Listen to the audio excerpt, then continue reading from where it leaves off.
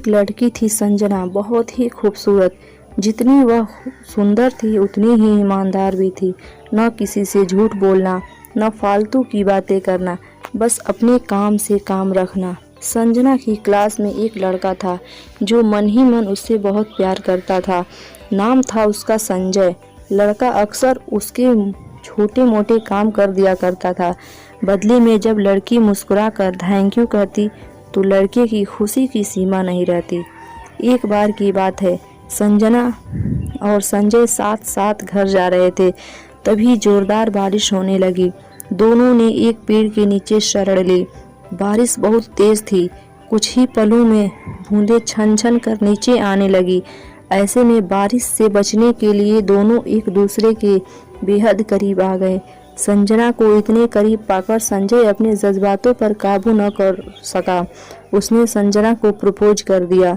संजना भी मन ही मन संजय को बेहद पसंद करती थी, इसलिए वह भी राजी हो गई और इस तरह दोनों का प्यार परवान चढ़ने लगा। एक बार की बात है, संजना उसी पेड़ के नीचे संजय का इंतजार कर रही थी। संजय बहुत देर से आया। उसे देखकर संजना नाराज होती हुई बोली, तुम इतनी देर से क्यों आए? मेरी तो जान ही निकल गई थी। संजना की बात सुनकर संजय मुस्कुरा दिया।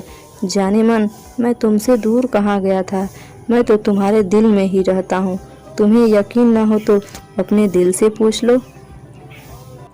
इस प्यार भरी बात को सुनकर संजना अपना सारा गुस्सा भूल गई और वह संजय से लिपट गई।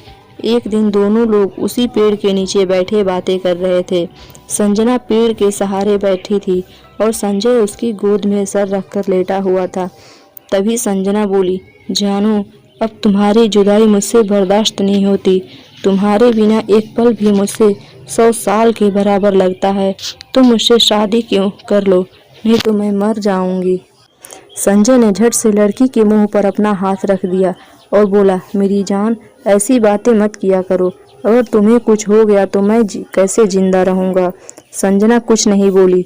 वह उम्मीद भरी नजरों से संजय की ओर देखती रही।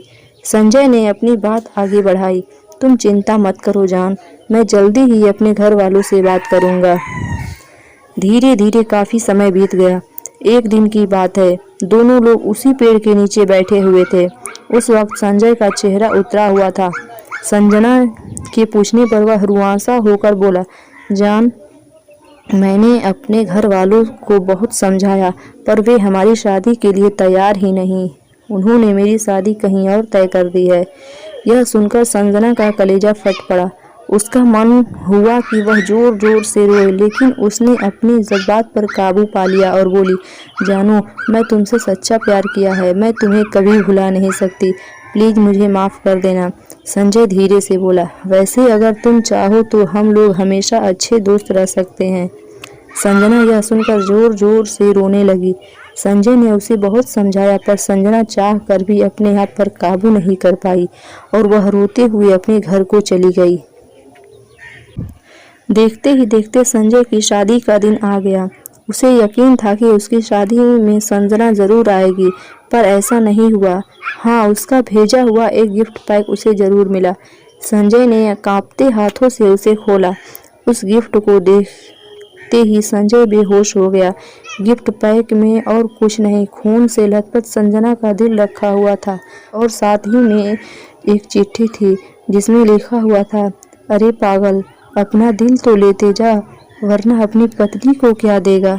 दोस्तों, किसी के लिए मोहब्बत टाइम पास होती है और किसी के लिए ज़िंदगी से बढ़कर। इसलिए अगर किसी से मोहब्बत करना है तो उसे पूरी उम्र निभाना सीखो, वरना क्या पता आपका हाल संजय जैसा हो जाए।